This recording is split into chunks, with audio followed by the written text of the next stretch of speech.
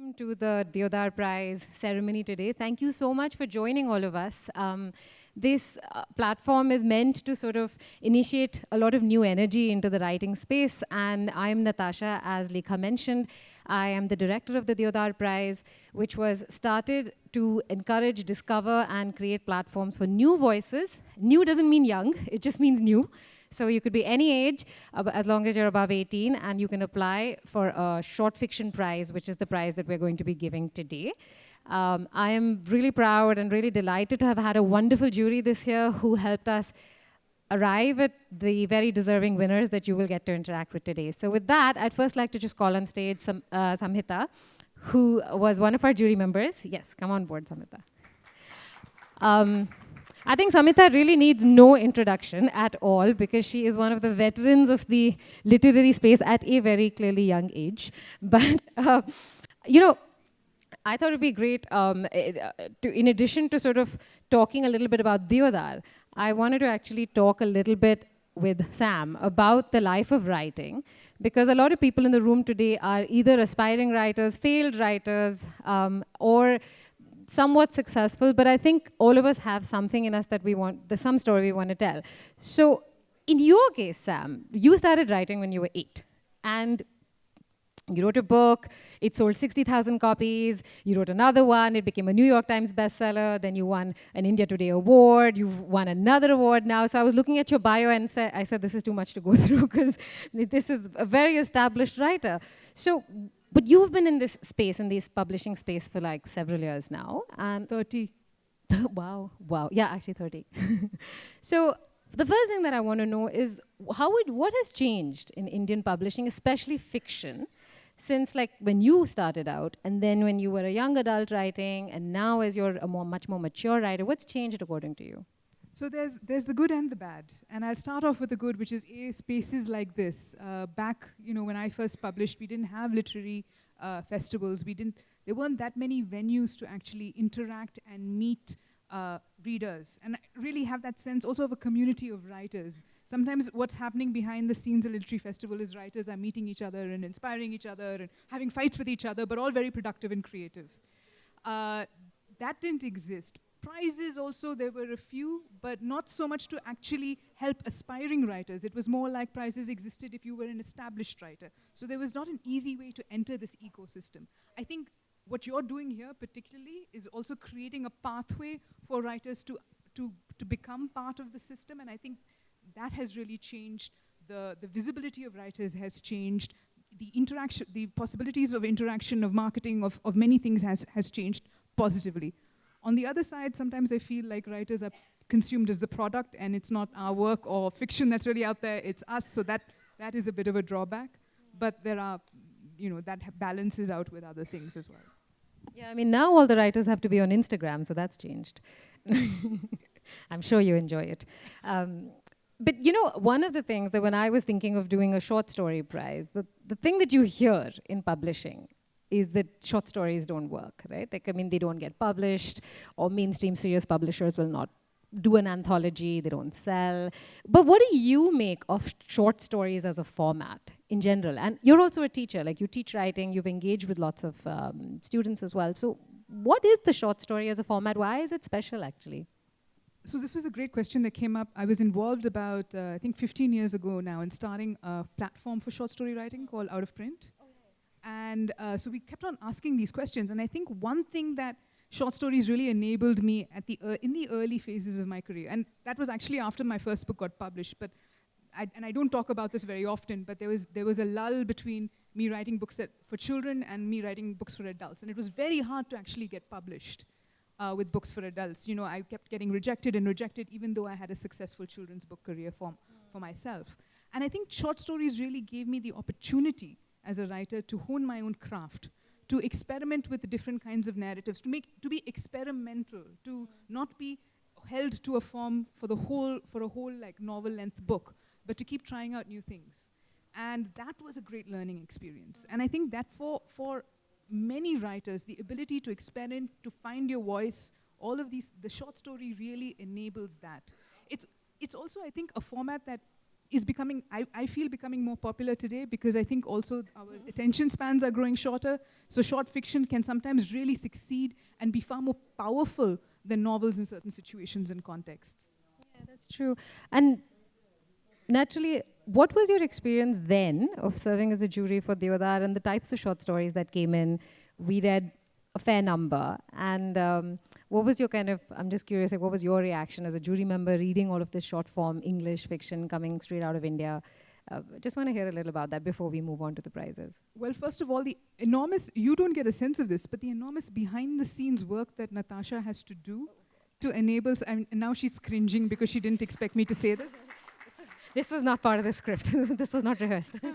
But really, I mean, I think you had some 600 entries, and to have to read that and to work through that, and to have the resources and the community to sort of manage the prize and to spearhead it. I mean, huge to also motivate all of us to be part of this. So thank you, first of all. My actual question.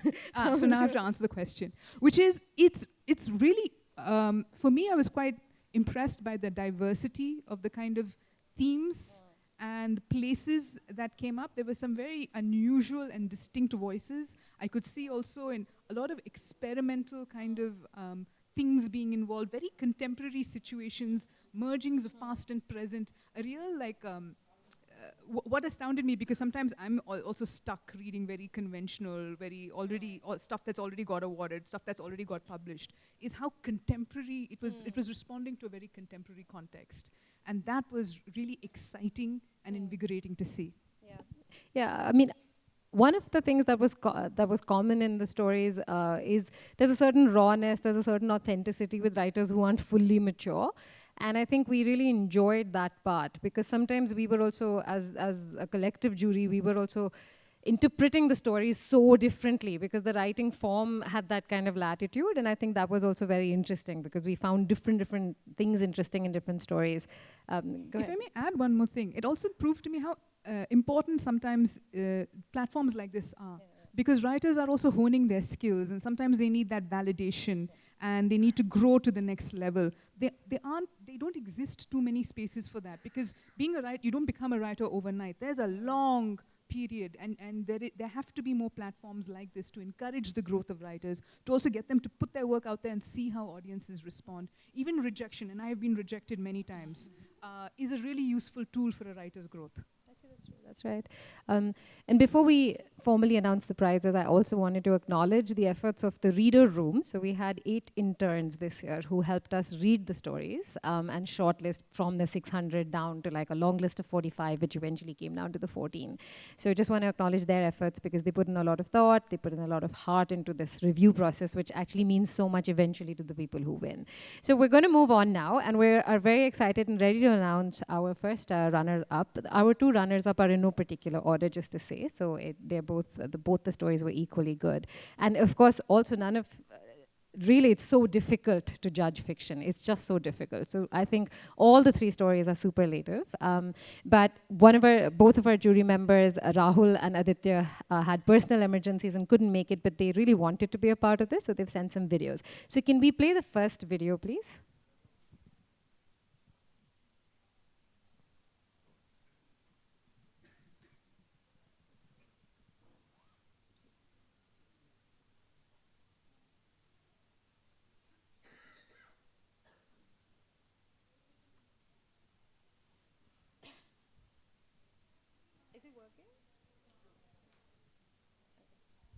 But we all know this happens.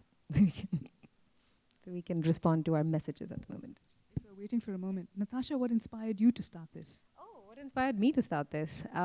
Yeah, my abject failure at getting published. So when I could not find anyone who thought that my writing was good enough, I recognized all of the encouragement that I did get, and wherever tiny spaces existed, just how much they did to even just keep me writing, even though I wasn't getting published. But I think what you find is that the writing is the prize. So I always say that, like, writing is the prize, and then the prize, of course, helps you along. So that was sort of what got me started. But if we have the video on, we can start with this. Thanks. Is it? Yes, but it has to be unflipped.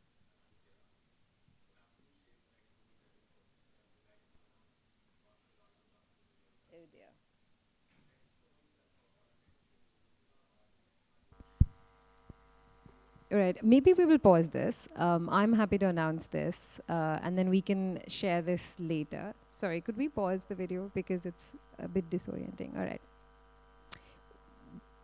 Oh, he had some very nice quotes. Okay, can we pause the video?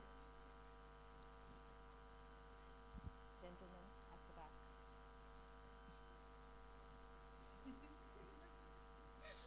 I feel like adding my bit now. Short stories to stand-up comedy. Okay. Well, is this still going on? No. All right. So I'm sorry about that. But what Aditya was trying to say was he was wanting to announce that one of the stories that we really, really enjoyed was called Anu's Beauty Parlor, written by Ritika Bali, and it was a wonderful story which all of us actually really liked because we thought it was incredibly layered. It's a story about, and I'm just paraphrasing, very very sort of short paraphrasing, but it's kind of like a mohalla. So there's an apartment building, there are different houses and families, and this lady called Anu moves in and she runs a beauty parlor, and this is about all of the kinds of scrutiny that single women receive, scrutiny that neighbors have, but also the multiple dynamics within families and how communities bind together but also sometimes exclude people. And it was a wonderfully told, deeply felt story. I'd like to introduce Ritika before calling her onto stage.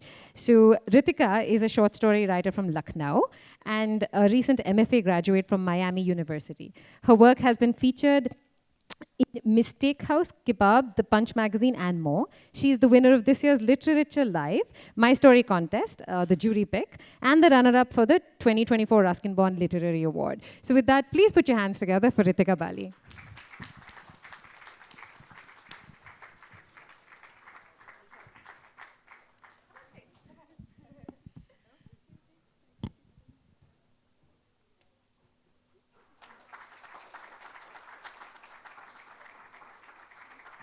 Ritika would also love to read a little excerpt from your story.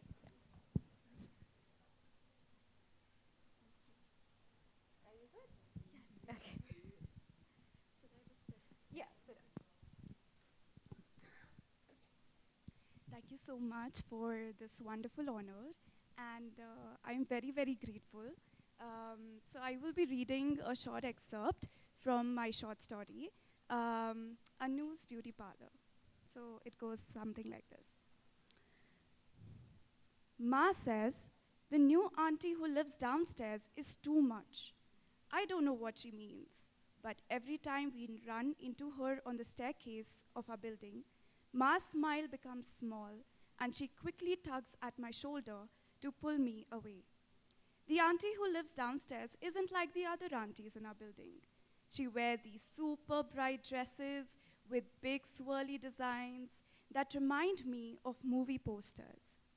When she talks, her hands move around and the big circles and triangles falling from her ears jingle.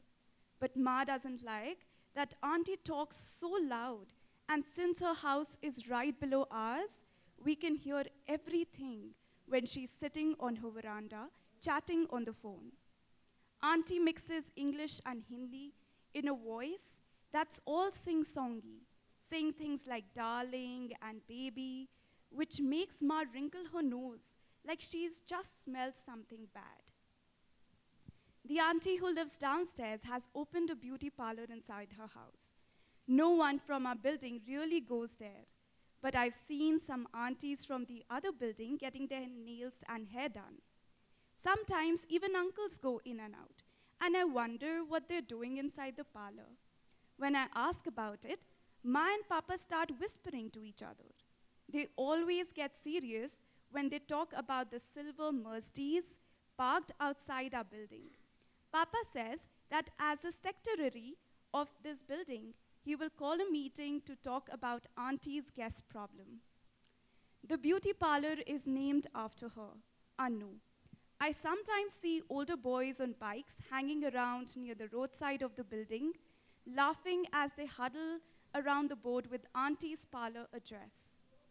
When I go downstairs to play and look at the board, I notice they've painted over the big comma on the top between A and U and S. When I find the word in the big Oxford dictionary in my house, I don't laugh at all. Auntie changes her name to Annu and then Annu, but the boys come back and paint over the letters. Yes, that is. Thank you so much.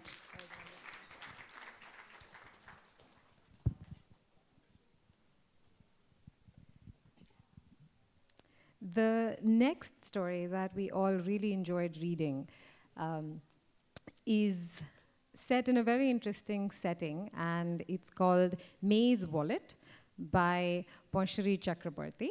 And this story is set in Shillong, and it's told from the point of view of a boy, and then he becomes a man who inherits his grandmother May's wallet, which she had gotten from an Englishman. And this wallet mysteriously produces money, which this boy and then this man continues to use till one day it stops doing that. So it's a very interesting story, beautifully told. I would love to introduce Poshari. So she makes a living by crunching financial numbers in the corporate world, but the world of words fascinates her. Her love for reading led her to dabble in writing as she practiced her craft on Poshari blog, authored her first novel, My Slice of the Sky, and penned several short stories. Always on the lookout for stories, she draws her plots from the nooks and crannies of everyday life. So we might have something written about Deodar soon. Well, with this, I'd like to welcome Poshari Chakrabarti. Please put a big round of applause for her. Thank you so much.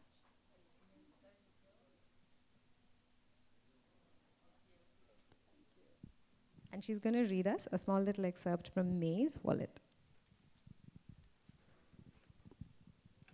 Thank you.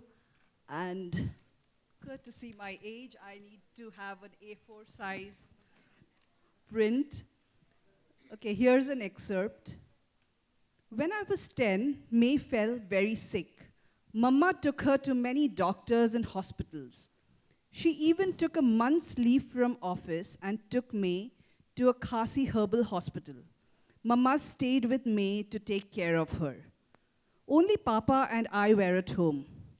My bidi packet is over, Keith. Get your May's wallet, he said, his eyes darting like a thief. I got the wallet and Papa took all the money. Then, as though on an impulse, he kept a 2 rupee note back into the wallet. For your toffees, Keith, he muttered, guilt etching lines on his face.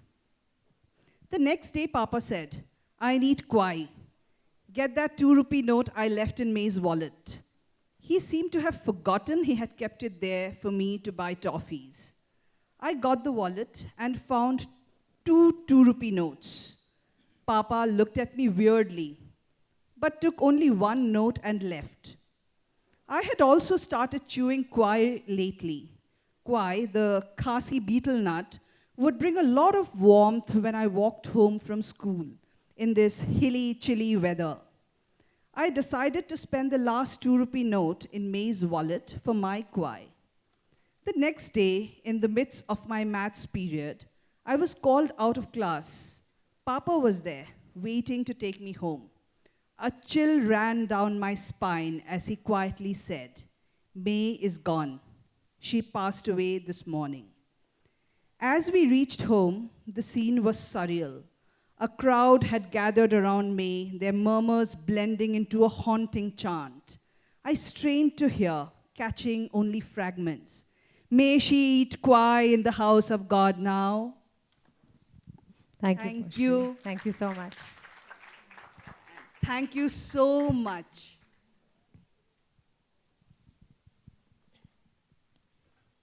And now, I'm very excited to announce this year's Deodar winning story.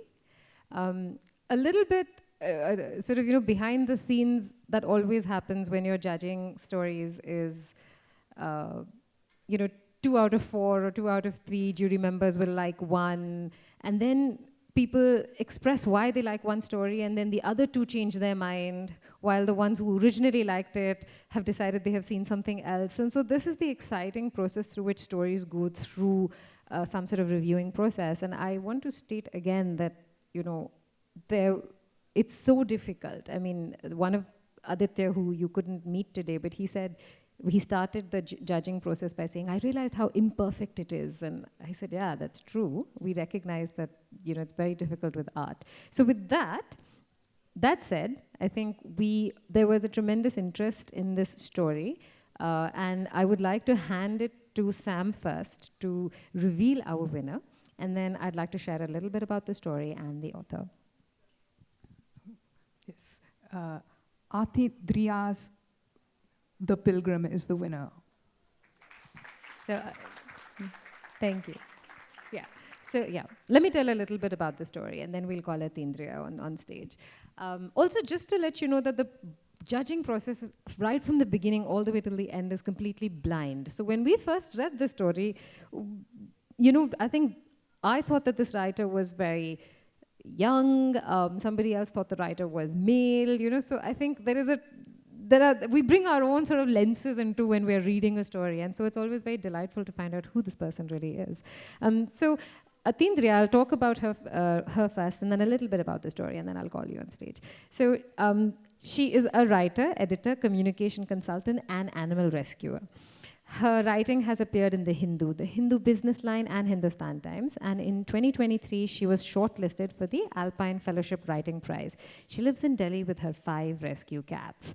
The Pilgrim it's hard to describe what this story is because it has no clear plot and there isn't that much action. But essentially, it starts with this child discovering a set of shimmering insects in their bedroom. And then these insects become permanent dwellers in the child's wardrobe and then in the child's body eventually. And as this person grows up, we see the relationship with these insects morph into something that's ambivalent, powerful, and also macabre at times. So it was a very skillfully told story. We all really enjoyed it. And I would love for you to put a huge round of applause together for Atindriya Gupta, the winner of this year's Deodar Prize.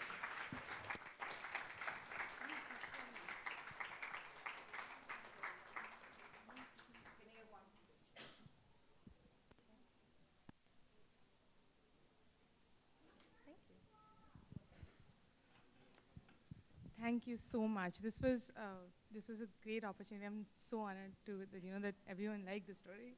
So I'm just going to read an excerpt.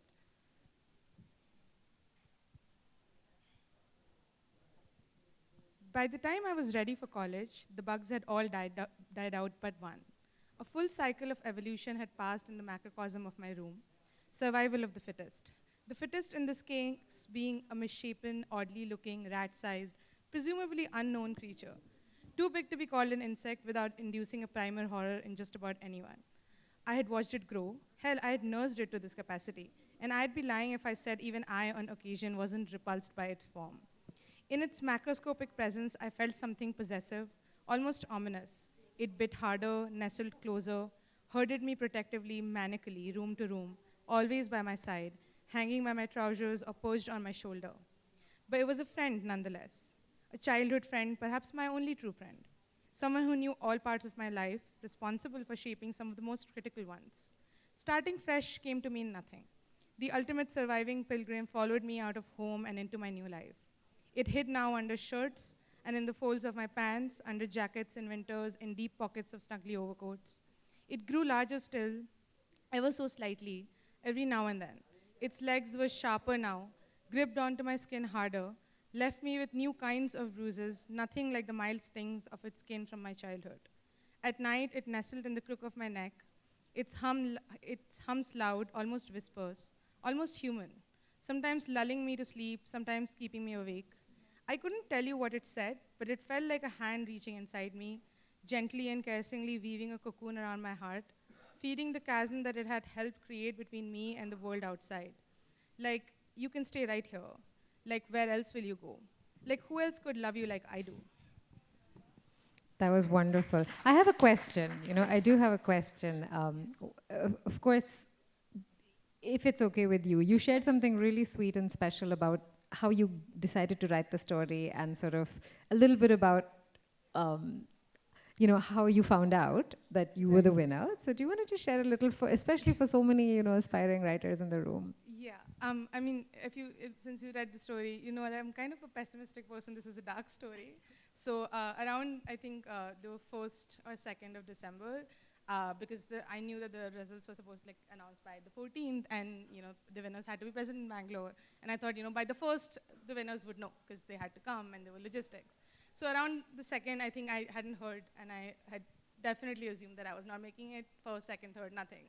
And so I spent 2 days really, really bummed about it. This is also the first story I've written after a long hiatus of not having written for years on end. And I was like, okay, you know what? I mean, if this doesn't make it, then maybe I'm just not cut out for it. So I was very ready to give up. I basically gave up and reconciled myself. And then I got the email. And then I read it. It was I think my pulse was going 200. And I yelled. I scared all my cats. And it said, keep it confidential, but I called my closest friend and I was just yelling at him over the phone. And he was just, I can't process anything you were saying. But yeah, and then it's still sinking in. I don't think I'm still really even sitting here and just kind of wrapping my brain around it. But thank you so much. This has been a great opportunity. I think this is such a great note to end the year on. I think this would keep me going for a while to write more. So fantastic. Thank you so much, Atindriya. And Sam, if I could just also ask you to just sort of say one last reflection and, one sort of, from expert writers, one little piece of advice for writers. Okay, I'll share something that I told a young writer had called me the other day for sort of helping her through a process. She had been rejected a couple of times by publishers. And so she was asking me, should I persist in writing or should I just give this up? And I'll tell her what I told you, which is when I wrote my 3rd book, it got rejected 9 times. And I didn't know whether or not I'd be a writer, whether or not I had a future. Even as a successful writer, sometimes your future career is still perilous. Will people still read you? All of those questions keep running through my head. And sometimes you just go back and rework on what you've done. And you just rework it and you come closer and closer and you discover what it is in that story. It's an idea that's being birthed into the world. It has a voice. It's demanded to exist. And if you stay with it long enough, it will draw that audience. It will draw that means of attraction. It will draw that, maybe not a publishing, but an opportunity to share that story with others. And so just to hold on to that. Yeah. Thank you so much. With this, I just want to thank the audience for being so supportive. Just coming and showing up for young and aspiring and new writers is just such a big deal. We would just want to invite all 3 winners on stage so we can take one photograph. And thank you very, very much for all of your time once again. And to everyone who has supported Deodar, including the jury we had this year and all of the other readers. We will be putting out an anthology of the top 10. So look out for it next year. And we are on Instagram, so you can follow us. Thank you so much.